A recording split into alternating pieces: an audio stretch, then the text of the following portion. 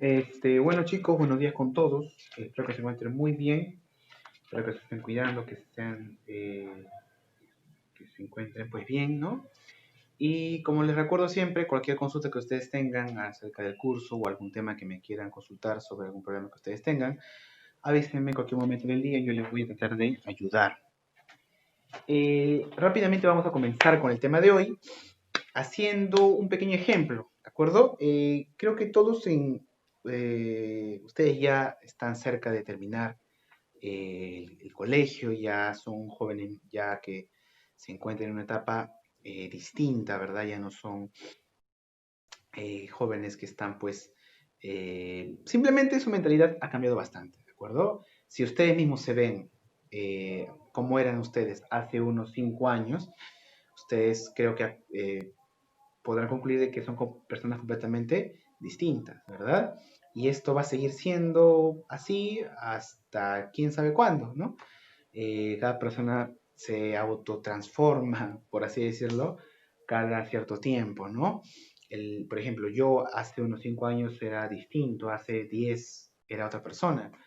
Y eso está, en cierta manera, está bien, ¿no? Y tratar de reinventarnos, de transformar. Entonces yo quiero que ahora ustedes mismos se vean a sí mismos como eran hace vamos a ponerle unos 5 años, como estaban empezando recién la secundaria. De repente eran un poco más inquietos o un poco más, quién sabe, cada persona es completamente distinta, ¿no? Aparte yo no los he conocido en esa edad, ¿no? Pero yo quiero que ustedes hagan esa reflexión. ¿Cómo eran hace 5 años? ¿Y cómo esperan ser de aquí eh, no sé, 10 años, por ejemplo? Y si se ponen ustedes pues alguna meta, es mejor. Aunque no siempre las metas salen exactamente como tú lo quieres, ¿no? Por ejemplo, yo cuando tenía 15 años, creía que a mis 20 años ya iba a estar pues viviendo en un departamento grande o ya tendría pues mi carro, cosa que estaba muy, muy, muy equivocado, ¿no? Ahora tengo 25 y aún espero que tenga mi propio departamento. Tengo mi propio departamento, pero es un pequeño cuarto, no es un departamento. Pero sí lo voy a tener en un futuro. No sé cuándo, pero ya tendré pues mi propia casa. O también algún tipo no sé, de ustedes mismos, ¿no? Pensarán, a 20 años ya estaré en otro país de repente, o en un trabajo que realmente me gusta, ustedes dirán, ¿no? Quién sabe, hay tantas aspiraciones que cada uno tiene. Y eso es lo bueno, ¿no? De planificar y ver que si es que no te sale ahora, bueno, te saldrá luego, pero algo has aprendido. Pero hay un momento crucial en nuestras vidas, de todos, donde pasas a darte cuenta de muchas cosas más que no te dabas cuenta antes. Un pequeño despertar, ¿no? No quiero llamarlo madurar, porque esa palabra, la madurez, es muy subjetiva, ¿de acuerdo? No digan o no crean ustedes o no se asuman como que digan, no, yo no maduro hasta aún y me siento todavía eh, un, un niño, ¿no? Y yo te recuerdo que la madurez es subjetiva, ¿no? Cada persona tiene su propio nivel de madurez, ¿no? Así que no te sientas acomplejado de decir, no, a los 18 o a los 17 ya debo ser completamente adulto y maduro. No, no es así, no funciona así. Depende de las cosas que tú pases en tu vida, es la que te van haciendo que tú madures, ¿no? Tienes que pasar por muchas cosas en la vida para que decir recién ya, pues, asumo que soy alguien maduro y es subjetivo, no siempre pasa lo mismo con tú. Hay gente que es de 35 años que se comporta y tiene el pensamiento de un chiquillo de 14.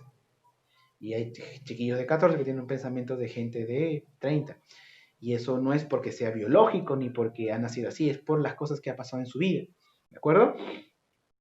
Entonces, lo que podemos encontrar así en consenso y lo que se puede afirmar es de que llega un momento donde tú te das cuenta de ciertas cosas que no te das cuenta antes.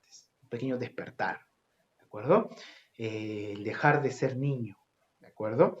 Que no es lo mismo, como te digo, a madurar, ¿de acuerdo? Es algo distinto. Es darte cuenta de muchas cosas, darte cuenta de que no es fácil los problemas que tú tienes, que tienes muchos problemas más de que no te das cuenta cuando eras niño, que tus padres o la gente que tú vives o tus apoderados tienen ciertos problemas que tú antes no te dabas cuenta, que tienen problemas de dinero, tienen problemas de muchas cosas más. Y hay gente que se da cuenta de esos problemas mucho antes y hay gente que se da cuenta de esos problemas después. Hay mucha gente que cuando termina el colegio también cambia toda su vida porque se da cuenta de muchas cosas que no se da cuenta antes. Entonces, a lo que quiero llegar es de que todos en nuestra vida tenemos un punto en el cual vemos hacia atrás en el tiempo y nos damos cuenta de que somos conscientes de muchas más cosas que antes, ¿no? Este momento llega en la pubertad o en la adolescencia o terminando tu juventud, pero llega, siempre va a llegar, siempre. Y te das cuenta de cosas que no te das cuenta antes. Este pequeño despertar, donde tú te despiertas y tu chip cambia, como dicen, no solamente pasa en las personas, pasa en los grupos, pasa en la historia, pasa en todo, ¿de acuerdo? Entonces, a lo que yo quiero llegar, para que me entiendas todo esto y hacértelo más fácil, es que en la historia existió un momento en el cual la sociedad occidental, ¿no? La sociedad europea, ¡pum!, despertó y se dio cuenta que estaba viviendo en un sueño, prácticamente. Es como que tú estás dormido y alguien viene y te levanta las persianas y deja entrar la luz y te despiertas, así de golpe. Y gracias a Dios, o felizmente, o gracias a lo que fuera, felizmente, no se dio este momento mediante un shock, mediante una guerra, mediante algo sangriento, no, se dio mediante el uso de la razón. Y ahí cambió todo, cambió para siempre el mundo. Las repercusiones de lo que vamos a ver el día de hoy llegan hasta el día de hoy. Es como lo que te expliqué en las revoluciones industriales, ¿no? Desde que empezó esa revolución industrial, no, el ser humano no ha parado de inventar cosas nuevas, sacar nuevos modelos de computadoras, de celulares, ¿no? En lo que un momento fue el telégrafo, siguió evolucionando, salió el teléfono, siguió evolucionando ahora ese celular, y el celular sigue en evolución, ¿no? Entonces, eso no se ha detenido.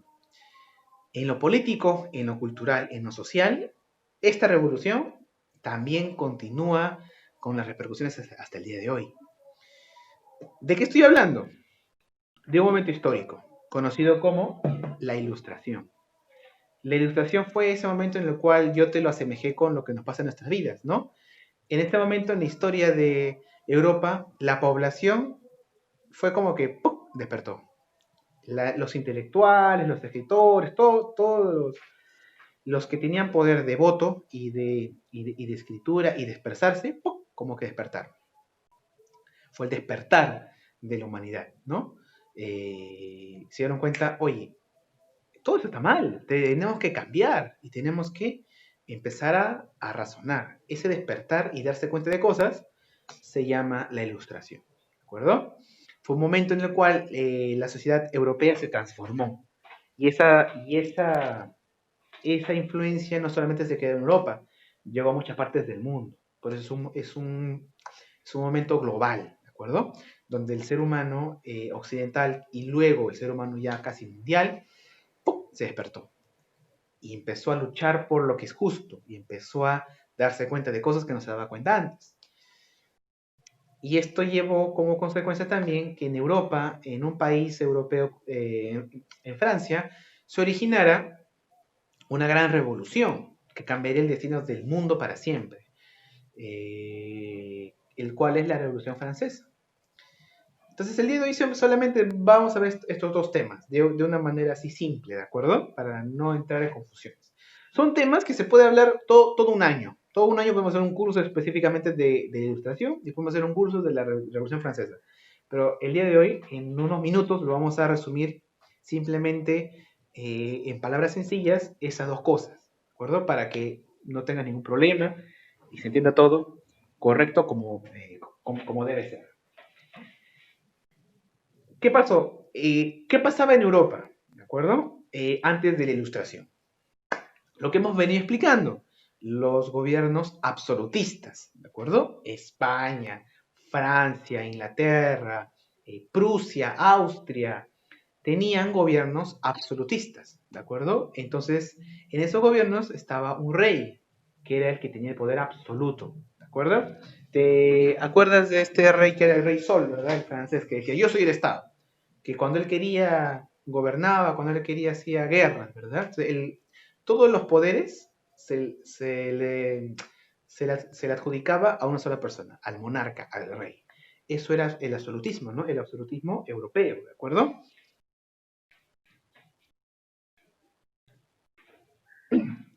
Eso era el absolutismo, ¿no?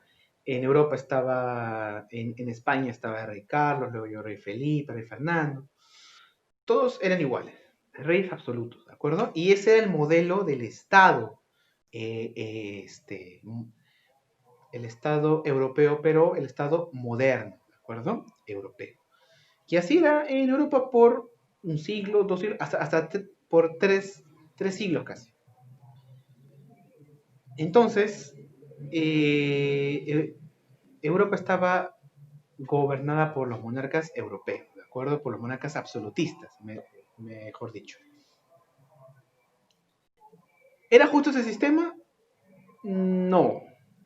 Había filósofos que lo defendían, como Thomas Hobbes, que decía que no, es necesario que el ser humano esté gobernado por una sola fuerza que tenga el poder supremo, porque el ser humano solo, sin leyes, es una bestia, es un animal que es malo por naturaleza, ¿te acuerdas?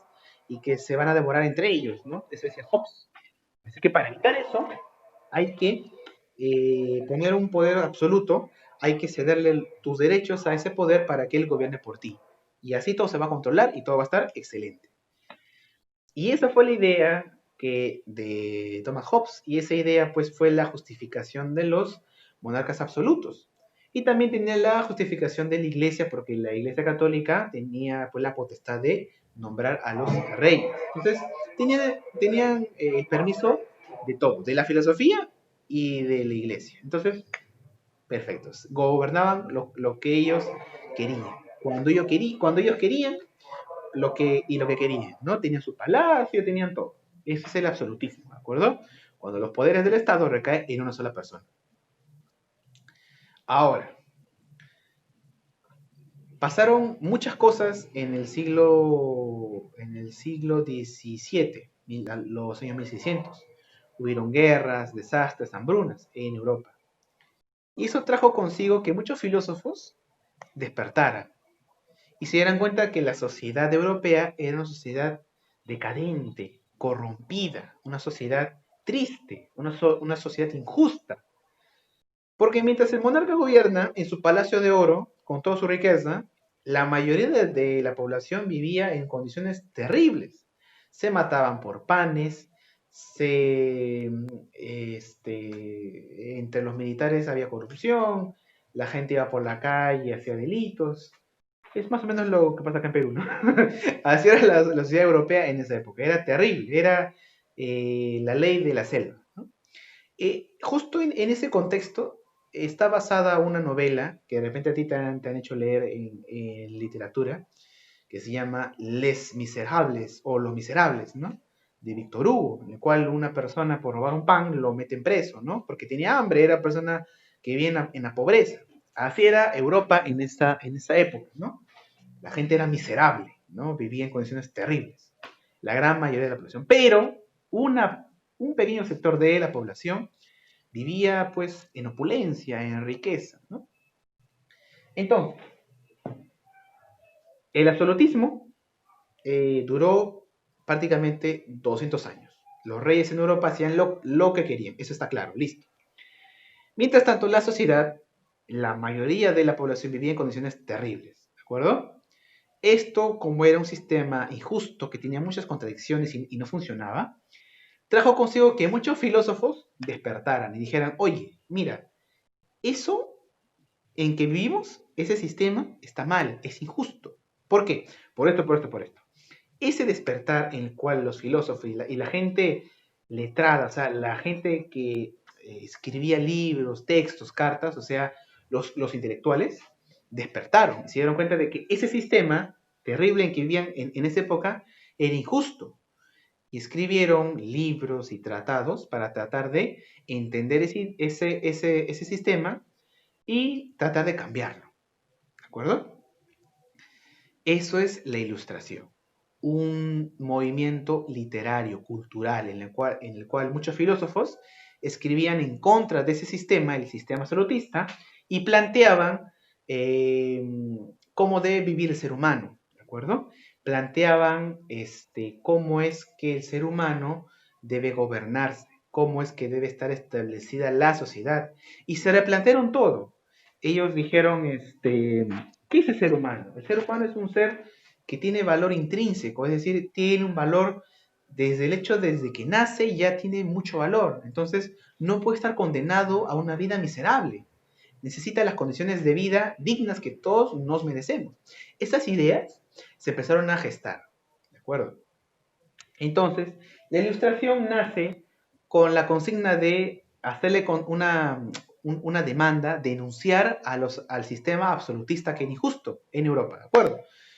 ¿Quiénes fueron los más importantes filósofos que escribían en contra del absolutismo? Estos tres grandes, Rousseau, Montesquieu y Voltaire. El más importante, para que no te confundas y que lo recuerden mejor, es Jean-Jacques Rousseau, que escribió una obra imprescindible, impresionante, que cambió el mundo, conocida como El Contrato Social. Este libro es muy extenso, son varios tomos, pero desde la página 1 del capítulo 1 cambia el mundo. Ya arroja una bomba, por así decirlo, intelectual. ¿Por qué? Rousseau ve cómo vive la sociedad europea en aquella época. Una sociedad, como ya te expliqué, corrupta, delincuencial, con miseria, pobreza, y los gobernantes están pero viviendo en una opulencia eh, gigante, ¿no? Ve esa sociedad la ve Rousseau, la estudia, la analiza y escribe un libro para denunciar esa sociedad en la que se vive. ¿Cuál es ese libro? El Contrato Social. Es un libro muy extenso, ¿de acuerdo? Pero en la primera hoja, en la primera línea, ya te lanza una bomba. ¿Qué dice? En el capítulo 1 te dice: todos los seres humanos nacemos libres, pero por donde tú veas, el ser humano está encadenado, está esclavizado. Desde ahí ya te bajaste al sistema feudal, criticas al esclavismo, criticas al poder y justificas que el ser humano merece una vida digna. De eso, esa frase ya te explica todo lo que va a desarrollar en 1000 páginas. Con haber leído esa frase, ya lo demás es puro relleno, como quien dice. No, aunque es un libro muy, muy importante, pero esa frase ya es una declaración de lo que quiere hacer en el libro y la mentalidad que ve y la mentalidad que quiere transmitir Rousseau. Rousseau te dice: el mundo es injusto, míralo, está lleno de injusticias. Hay esclavos, hay pobres, mientras la gente rica vive en opulencia. Y mientras todos saben que el ser humano merece una vida digna, porque el ser humano tiene un valor intrínseco. Eso ya cambió el mundo para siempre. Cambió todo. Tú tienes derechos, nosotros tenemos derechos humanos, tenemos derecho a votar, tenemos derecho a muchas cosas, en parte gracias a porque esas ideas provienen de la Ilustración, de Rousseau, que escribía a favor de la dignidad humana y en contra de los absolutistas y de la injusticia que eso generaba.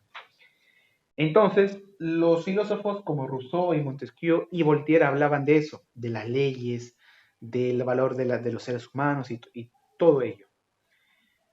Y con sus libros y con su protesta literaria e intelectual surgió la Ilustración. ¿Cuáles son las características de la Ilustración? Confianza en la razón. Rousseau, Montesquieu y Voltaire decían: a ver, si no tenemos confianza en la razón, si no buscamos la razón, vamos a estar perdidos. La sociedad se basa en lo que dictamina el poder, lo que dictamina el monarca absoluto y lo que dictamina la iglesia. Pero lo que dictaminan ellos dos no necesariamente es lo correcto, solamente ellos gobiernan para ellos, gobiernan porque les conviene hacer eso, no gobiernan por la razón. esta palabrita es muy importante, la razón, ¿de acuerdo? Entonces, la ilustración se basa en buscar la razón y que la razón sea el que gobierne, no lo que se le ocurra mañana al rey o lo que se le ocurra mañana a la iglesia, porque la iglesia ve sus intereses, en esa época era así, era una empresa gigante, ve sus intereses, y la iglesia se basa en los dogmas de su religión. Y la iglesia y el monarca gobierna por lo que se le ocurra, ¿no? Por lo que él quiera, por pasiones y por ideas de él, no por la razón. Ninguno de los dos gobierna por la razón. Entonces, lo que buscaban los ilustrados y ilustración tiene como una característica muy importante, confianza y búsqueda de la razón. ¿De acuerdo? Eso es muy importante. Y también otra característica de la ilustración es que es muy crítica. Es crítica de la sociedad, es crítica del poder y busca, mediante la crítica, llegar a una conclusión.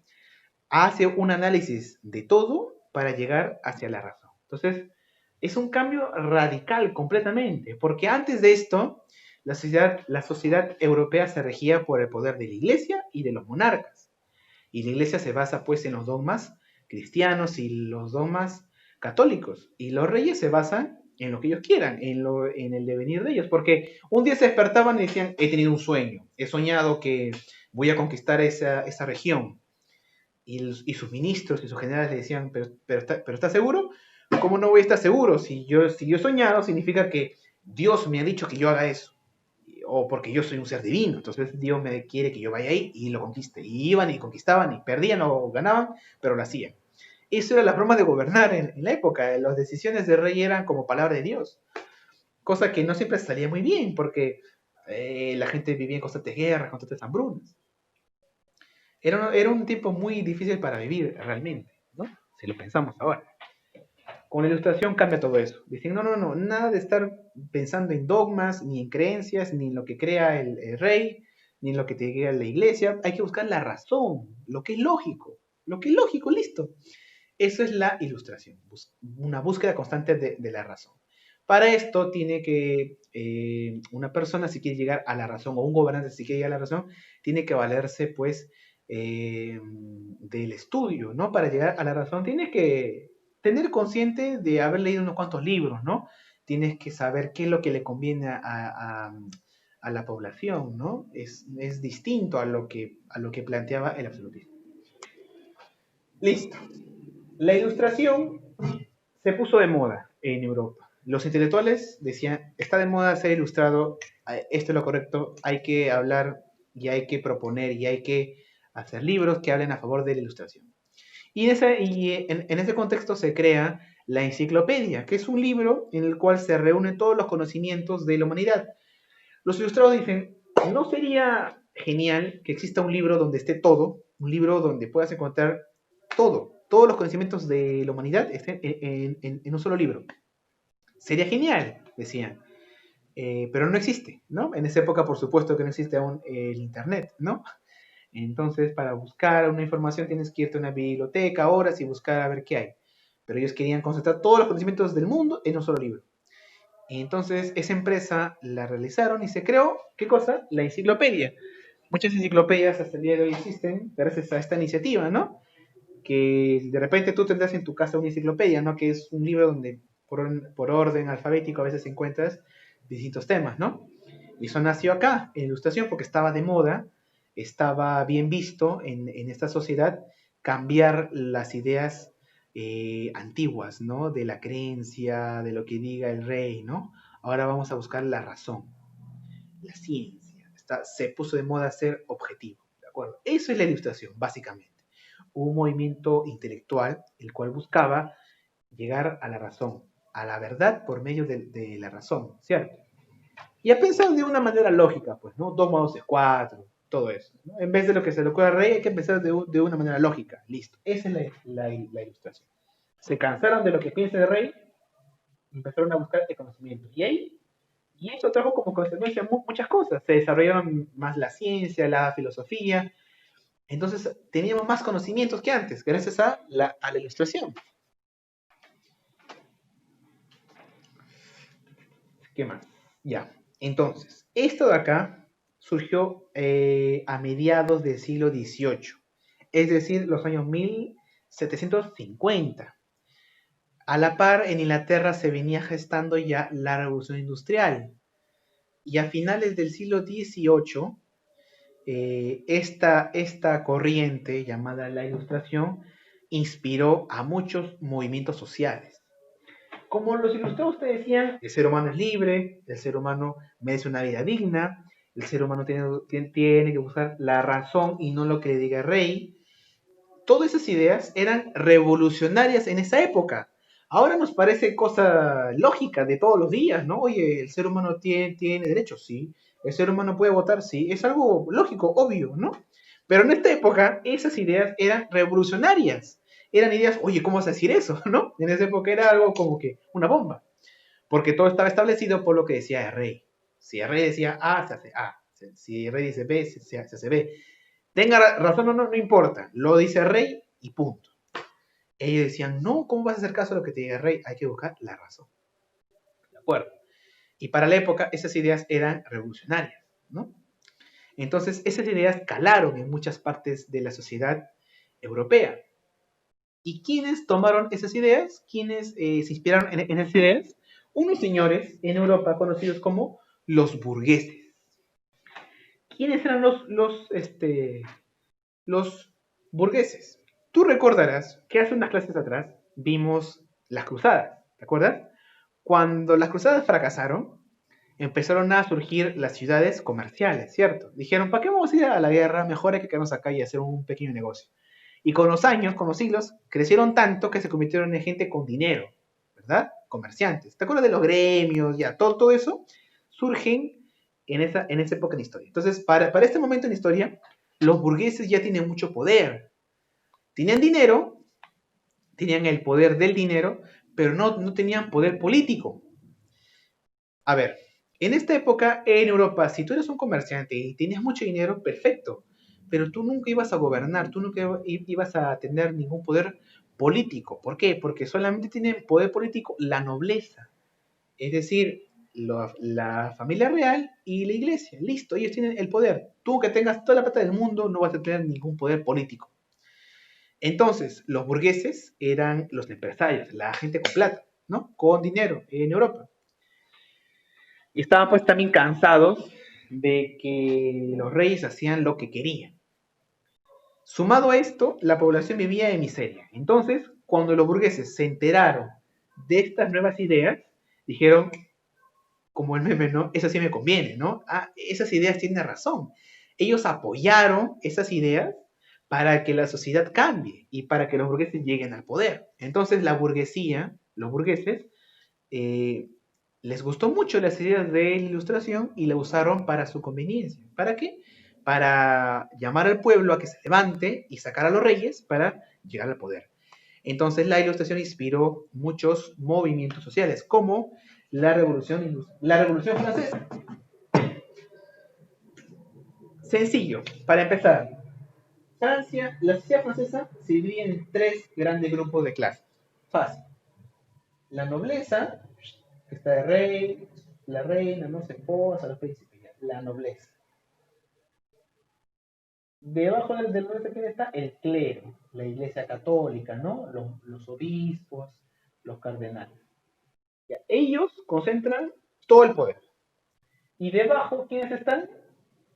El tercer estado o el estado llano. El 80% de la población está acá. Acá están todos los que no son ni clérigos ni nobles, o sea, los empresarios, los comerciantes, los campesinos, todo, la gente común y corriente. Y los que tienen el poder eran solamente estos dos, ¿de acuerdo? ¿Qué pasó? A finales del siglo XVIII, los años 1780, específicamente en Francia, ocurren muchas cosas. Primero, pierden grandes colonias en Norteamérica con los ingleses en la Guerra de los 7 Años. Tú sabes que una guerra es una inversión de plata, pierden hombres, pierden recursos, pierden todo. Se queda sin plata el Estado. Luego hay una gran hambruna por las sequías y las malas cosechas. Sumado a esto, la actitud de los reyes no cambia. Como dicen, bueno, Dios ha querido que perdamos, listo, yo soy el rey, acá hago lo que yo quiero. Y seguían con su vida de lujo. En ese momento gobernaba en Francia el rey Luis XVI y su esposa Marie Antoinette, o para los amigos María Antonieta, ¿no? En español. Esta reina no le importaba nada, no le importaba gobernar. Era una jovenzuela que venía de Austria. Y su marido también era un jovenzuelo, ¿no? Luis también era un joven que los libros lo retratan como una persona inmadura, una persona, bueno, inmadura no vamos a decir, una persona que no estaba apta para gobernar, no tenía don de mando y no le interesaba el gobierno, ¿no? Ni siquiera le interesaba su esposa, ¿no? María Antonieta no tenía una relación muy cercana con el rey. Tú sabes que antes los casaban a la fuerza, ¿no? Incluso cada uno tenía sus propios amantes, ¿no? Así se permitía en las cortes, ¿no? Porque tienen que estar juntos a la fuerza para que gobiernen, pero después cada uno en su vida podía hacer lo que quiera, ¿no? Incluso el rey Luis XVI no quería tener hijos con la reina María Antonieta. Así que cada uno se dedicaba a sus vidas. Mientras los reyes tenían sus vidas, hacían sus fiestas, comían lo que querían, el pueblo se seguía muriendo de hambre, ¿no? Y acá ya entró, pues, acá empezaron los conflictos. La reina María Antonieta era una mujer muy opulenta, muy vanidosa. Era muy famosa sus peinados. Cada noche estrenaba un nuevo peinado, se compraba pelucas, se compraba joyas. Cada noche estrenaba un nuevo vestido, ¿no? Y en su palacio hacía fiestas, cada uno iba con su vela, ¿no? Para, para hacer en las fiestas en nocturnas. También hacían sus famosas fiestas de disfraces, ¿no? Los hombres iban con su máscara y la mujer con su antifaz. Solamente iba pues la clase alta, ¿no? La gente, pues, como dicen, ¿no? La gente con plata, no, tampoco con plata, ¿no? La gente de la nobleza, los aristócratas, ¿no? Y entre ellos se festejaban y todo era bien. Incluso la reina María Antonieta era tan fiestera que transformó su palacio y lo convirtió en un local de recepción, ¿no? Lo transformó prácticamente en un salón de baile. Mientras tanto, la gente se peleaba y se moría por un pan. La gente tenía hambruna, era como una sociedad donde no existía el orden, ¿no? Y los militares estaban ahí y reprimían a la gente. Era todo terrible. Entonces, tarde o temprano, esto iba a caer. La leyenda cuenta, eso no se ha comprobado, pero la leyenda cuenta de que le preguntaron a la reina María Antonieta, este, señor, la gente no tiene nada que comer, no hay pan para comer. Y la María Antonieta dijo, bueno, si no tienen panes, bueno, que coman pasteles, ¿no? Y esa noticia, ese fake news, como le llaman, ese rumor, llegó a la población y la gente ya se molestó. Dijo, ¿cómo es posible que esta mujer piense en comer pasteles mientras el pueblo se muere de hambre? Y recuerdas tú que los franceses son productores muy famosos de pan. Y para el pan se necesita pues el trigo. Y cuando no hay trigo, no hay pan. Y los franceses viven con pan. Entonces, la economía se viene para abajo. Entonces, la gente se molestó demasiado y empezaron las revueltas, las protestas sociales. Ante las protestas, el rey Luis XVI dijo, está bien, para ponerle paños fríos a esto, vamos a convocar a los estados generales. ¿Qué cosa es esto? Es una reunión, una asamblea para ponerle solución a los problemas, ¿de acuerdo? Y convocó a este congreso, a los estados generales. Y los dividió en tres. Cada uno de este congreso va a estar en tres partidos, en tres bandos. La nobleza, el clero y el estado llano. Cada uno va a tener su representante. Pero hay un problema. Si en esta asamblea solamente hay tres, y cada uno es la nobleza, el clero y el estado llano, ellos van a decidir cómo se va a solucionar los problemas de Francia, ¿cierto? Pero todo lo que vayan a elegir siempre va a ser en conveniencia de los que gobiernan, porque un voto es para la nobleza, un voto para el clero y un voto para el estado llano. Pero voten lo que voten, la mayoría va a ser de lo que gobierna, pues. ¿Te das cuenta? El rey exigía, va a ser un voto por clase social, no voto por individuo, ¿ah? Voto por clase social. Cualquier ley que se dé nueva en esos estados generales va a ser voto por clase. Si tú eres de la nobleza va a votar por uno. Y el clero, la iglesia, va a votar por otro. Listo. Ya son dos. Listo. Ya es la mayoría. Ante esto, la gente se molestó mucho más. Y acá se da un evento histórico. La gente se va muy molesta por las calles de París y se va a una cárcel de París, conocido como Le Bastille o La Bastilla. Le Bastille, creo que se pronuncia bien. No pronuncio bien en francés. Esta cárcel estaban los que criticaban al gobierno. Los opositores de la realeza estaban en esta cárcel. Eran presos, en su mayoría eran presos políticos, ¿de acuerdo? Entonces la población, los campesinos y la gente común y corriente, como estaba en contra de eso, como estaba muy molesta, muy indignada, hizo marchas, protestas, llegó a la Bastilla y la quemó y liberó a los presos políticos. Y la gente tomó la Bastilla, la quemó y la desarmó. Y esto fue celebrado como una victoria, porque la Bastilla era el símbolo del poder de los reyes. Era el símbolo de que, mira, si tú cometes alguna traición al rey, vas a ir a la Bastilla.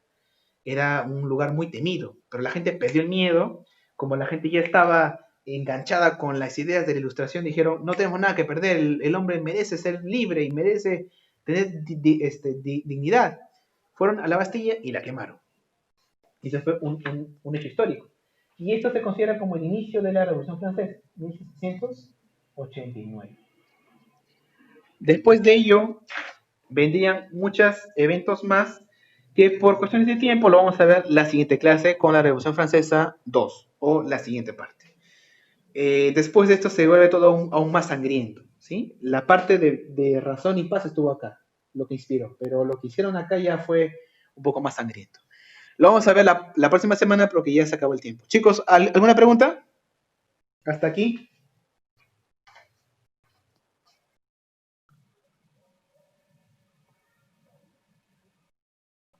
No hay preguntas, ya. Nos vemos el día... ¿Cuándo nos vemos? El día lunes. Cuídense bastante, nos vemos el día lunes, jóvenes. La tarea la voy a dejar en la plataforma y en el grupo de Facebook, ¿sí? Cuídense bastante.